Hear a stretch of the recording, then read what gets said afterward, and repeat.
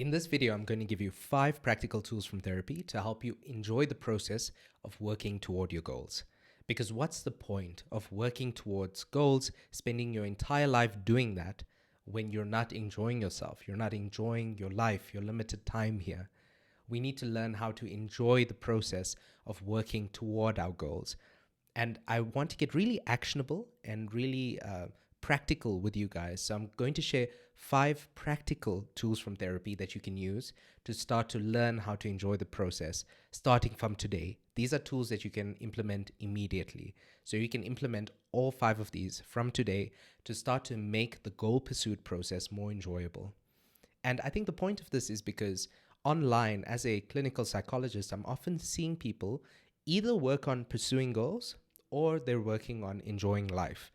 So it's the difference between the two communities that you see online. The one that's very goal-driven and future-oriented and success-oriented, and they're all about discipline and willpower and setting goals and achieving it and motivation and building habits.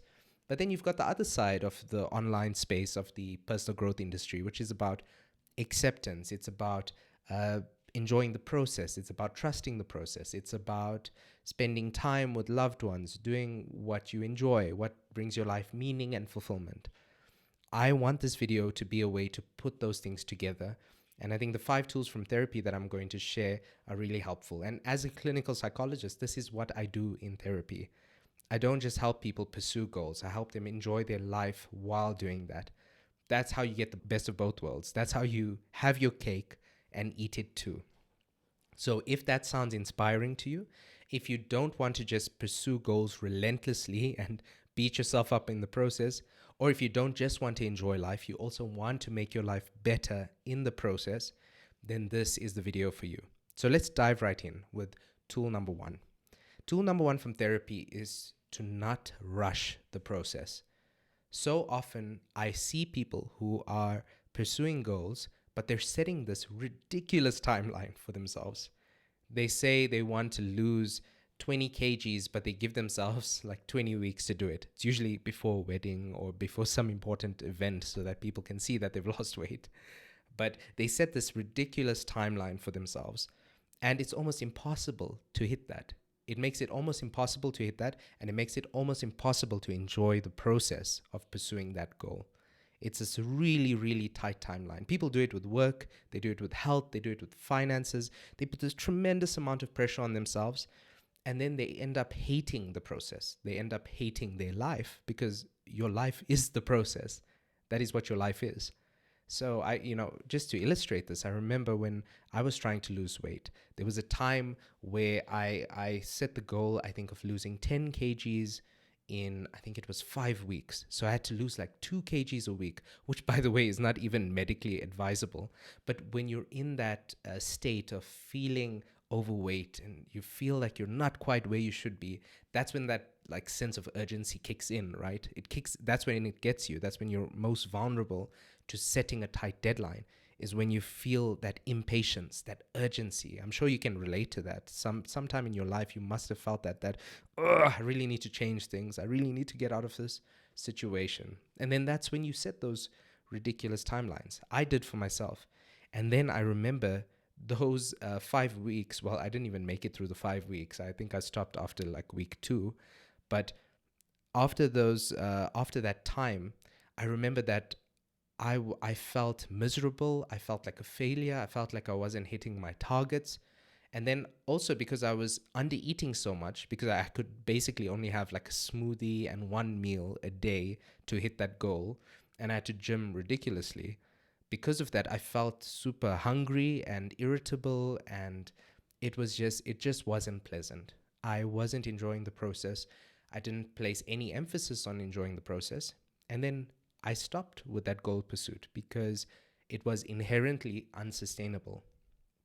A tight deadline, a hasty deadline, a deadline that comes from a place of impatience and urgency is not a good deadline for goal pursuit. Not just because it's unsustainable, but because you can't enjoy your life in between.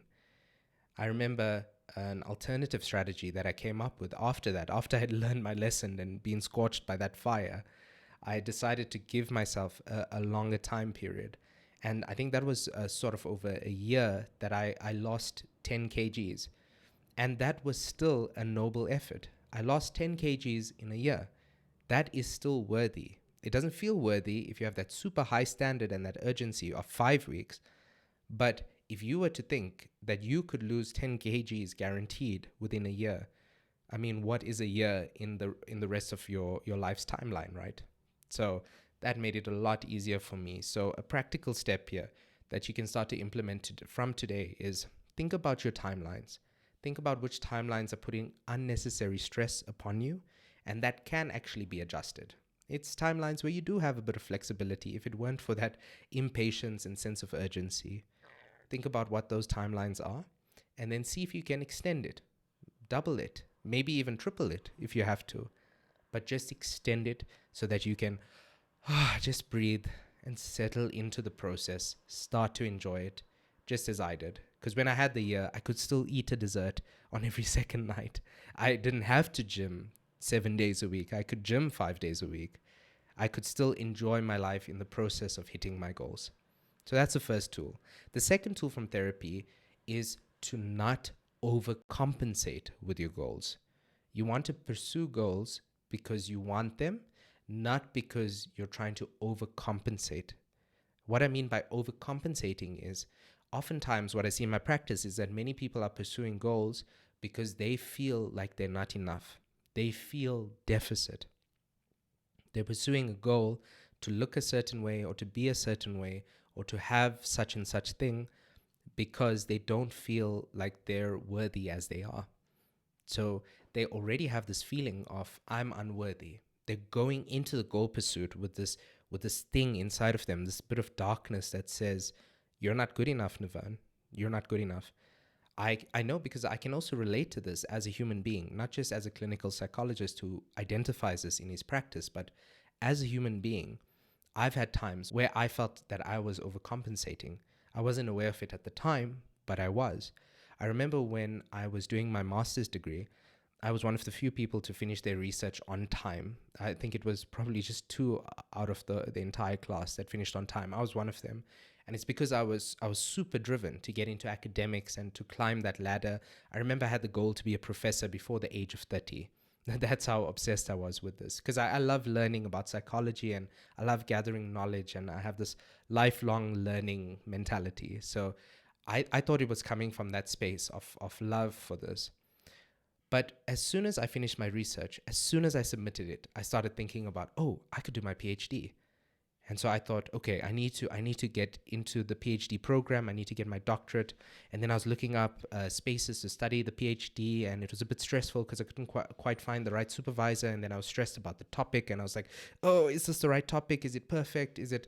And then I had all this tension inside of me.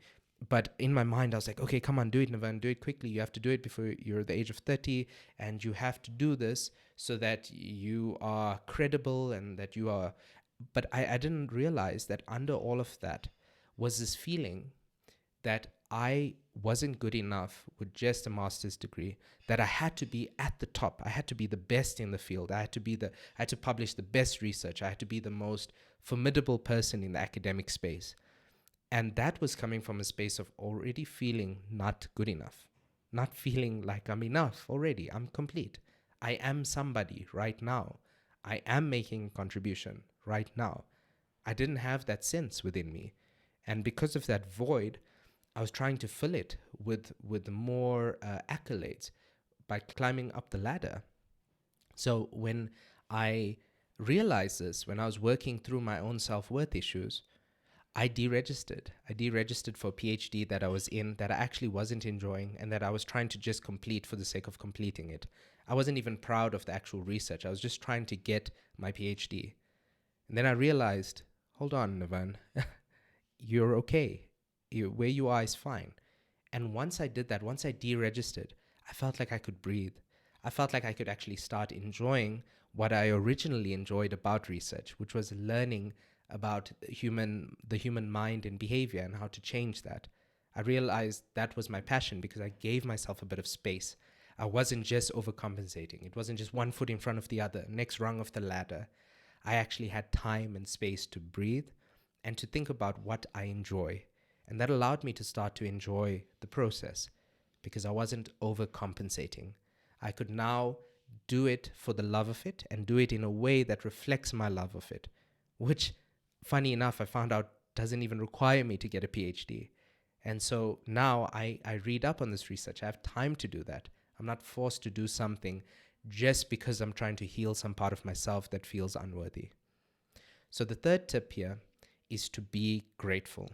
The third tip is to learn how to develop your gratitude, because part of enjoying the process is knowing that you have things to enjoy. Because as human beings, it's very easy for us to overlook what's in our life. We evolved to pay more attention to the negatives than to the positives, unfortunately.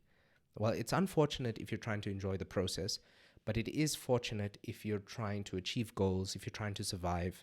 Because in our ancestry, our hunter-gatherer ancestry, we had to pay attention to the negatives so that we could survive. It's more valuable for survival to pay attention to the negatives than the positives. For example, if you see a tiger out in the wild, you could pay attention to the negative aspect there, which is that your life is in danger, or you could admire its fur and look at the beauty of its eye color.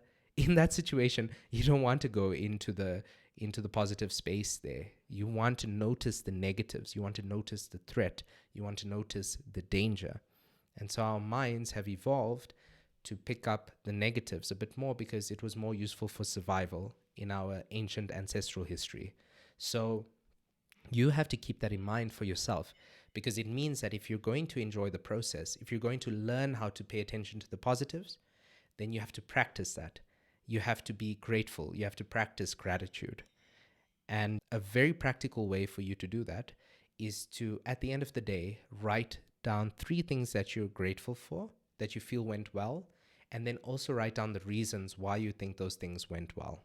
So 3 things that went well in your day at the end of the day, and then why you think they went well. It's also important to put the why it went well part, because it also gets your brain thinking about how you can recreate that in the future. So you're not just being grateful, you're almost killing 2 birds with 1 stone. You're being grateful and you're thinking about how to create more gratitude in the future. This technique was used by Professor Martin Seligman in his research on how to increase the gratitude of an individual. And Professor Martin Seligman is world-renowned for inventing positive psychology, which is a study of how to increase the good things in our life. So it's an evidence-based and research-backed technique that you can use. Now, the 4th tip to enjoy the process while working toward your goals is to check the fuel source that you're using to get toward your goals.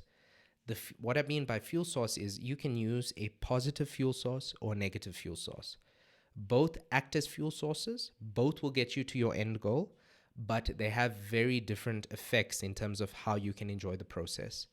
So I'll explain this in a bit more detail. What I mean by a positive fuel source is when you're motivated by positive emotions. You're motivated by excitement, drive, passion.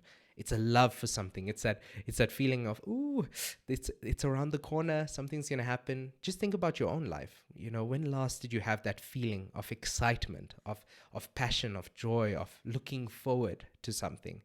And then think about how that positive emotion drove you toward that occasion, that event, that person, that phenomenon, whatever it was. Just think about the power that positive emotion had in getting you closer to that goal. That's what I mean by being driven by a positive fuel source. I mean positive emotions. Being driven by a negative fuel source looks a bit more like fear, anxiety, paranoia.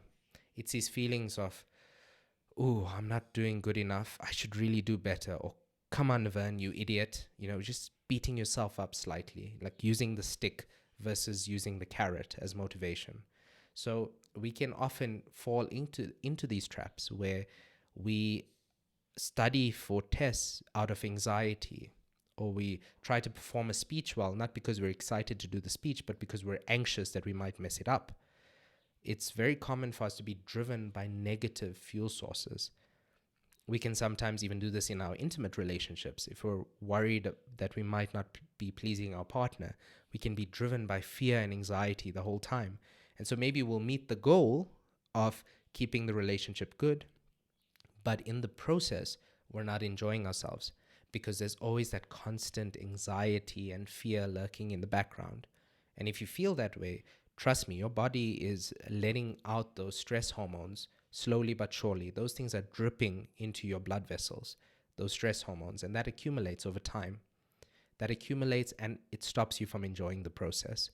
So, a more useful way to enjoy the process is to learn how to switch from negative fuel sources to positive fuel sources.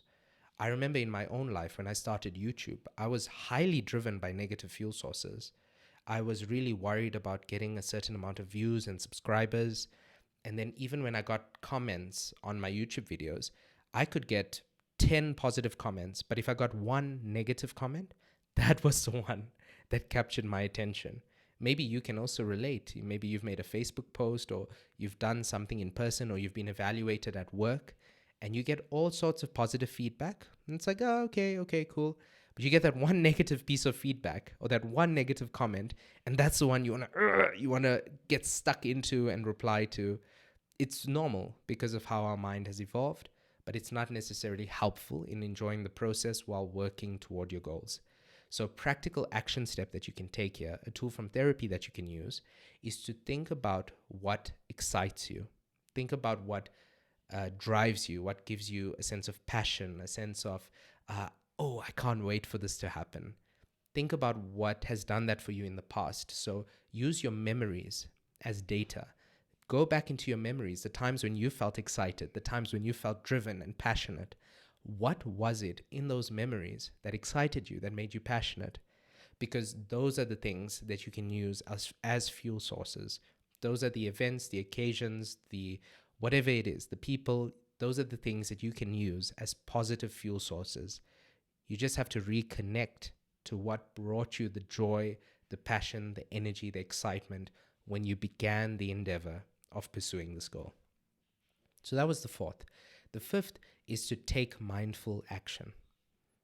Because taking action is not enough to live an enjoyable life. Taking action can get you to your goals, but taking mindful action allows you to enjoy the present moment as you're engaging in behaviors. So, mindful action is a process of being mindful while engaging in a behavior. Mindfulness, just so you know, is being aware of the present moment without judgment. You're aware of what's going on moment to moment through your senses. You're listening to what you can hear. You're seeing what you can see. You're smelling things. You're alive and well to the present moment. You're aware of what the seat feels like as you're sitting down. You're aware of your emotions and what's going through your mind. You're just extremely present. And while being present of that, you're not wishing that things were otherwise. Oftentimes we're experiencing things, but we're like, oh, okay, I experienced this chair, but I would prefer a more comfortable chair. Or I'm feeling the heat of the sun, but I wish there was less heat. We're constantly trying to adjust our experience, either to turn it up or turn it down, either to erase or to amplify. We're constantly, moment to moment, if you really pay attention to your experience, moment to moment, you're constantly having little desires. Oh, itchy, no itch, don't want itch. Thirsty, throat dry, want some water. You're constantly wishing for your experience to be different. Being mindful is the opposite of that. Being mindful is breathing out and just being in the moment. If your chair feels hard, it feels hard. If you feel you're breathing deeply, you're breathing deeply. If you're breathing shallow, you're breathing shallow. If there's a dog barking outside, there's a dog barking outside. And so instead of judging and trying to change and control, you're accepting. You're saying, let me be curious about what this is like. If there's a bright light, let me be curious about what that's like. If there's a noise outside, let me be curious about it, even if it's something you traditionally wouldn't enjoy, like maybe there's some construction, like let me be curious about what does feel like as an experience. You know, how wonderful to be alive and to be able to experience these sensations of sound, of sight, of thoughts and emotions, even emotions, oh, what does sadness feel like if I'm feeling it right now? If I'm feeling heavy, what does that feel like? So that is mindfulness. And taking mindful action is your ability to still pursue your goals, but to be mindful on the way there. And it makes all the difference. Taking action is about what you do, being mindful is about how you do it. So I'll give you an example. When I wanted to eat healthy, I remember I had this oppositional relationship to broccoli. I still, up to this day, it's not my favorite. I don't want to say I hate it anymore, but it bothered me a lot in the past. I don't know what it is about broccoli, but it didn't do it for me. But I started to engage in something called mindful eating. So I said, you know what, let me try and change my experience related to eating broccoli. Let me not just force myself to eat broccoli and move toward my goal. Let me learn how to actually enjoy the process of eating healthy, because that's what this video is all about, enjoying the process of working toward our goals. So I tried it. I said, okay, let's see what it's like to experience broccoli just out of curiosity. So I looked at it, found it quite fascinating, the shapes. I smelt it. Interesting. A bit of a bitterness. I looked at the colors, the green. And then I took a bite of it and I felt the texture on my tongue. And then when I was really curious about the taste, something weird happened, which was that it wasn't that bad. It was more my oppositional attitude and perspective toward it that was making the experience really uncomfortable. And then I actually learned how to enjoy it or how to bear it better because I was mindful in the moment. And so that's an example of how you can use mindful action to work toward your goals in a way that allows you to enjoy your life. So just to recap, don't rush the process, don't overcompensate, be grateful, check your fuel source, and take mindful action. Now, if this has been helpful, I have a free masterclass that you guys can look into. It's 5 non-negotiable tools from therapy for personal development. So if you're interested in personal development, if you like what I shared here today, I think that's the place you need to go to next. You'll find the link in the description below.